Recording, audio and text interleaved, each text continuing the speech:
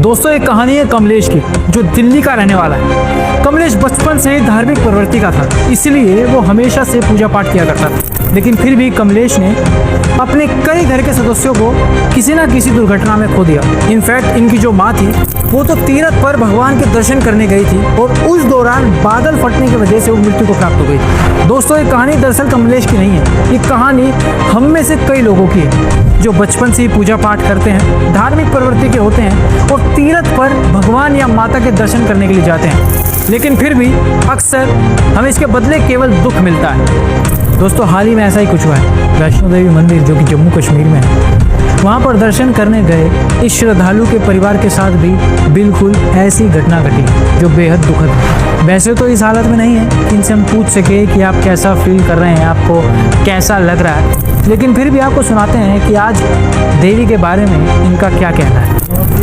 आप वहाँ पे आपने आंखों देखी, वहाँ पर देखा, सब कुछ हुआ, आपको एक पल भी समझने का मौका नहीं मिला? एक पल भी समझने को ना मौका मिला। सेकंडों के सेकंड में ही जो है सारा कहानी खत्म हो गई। इतने आदमी जो है अपने को जो है खो के जा रहे हैं, हंसते हुए आए थे कि माता का दर्शन करेंगे। आपकी बॉडी कितने मेंबर चले?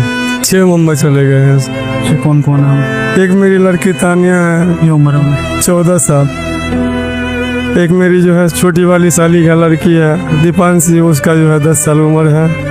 एक छोटी वाली साली गुजर गई पिंकी, वो जो है 30 साल की है। उसका हस्बैंड, उसका जो है भैंसुर, और एक हमारे बड़े सारू जो है गुजर गया।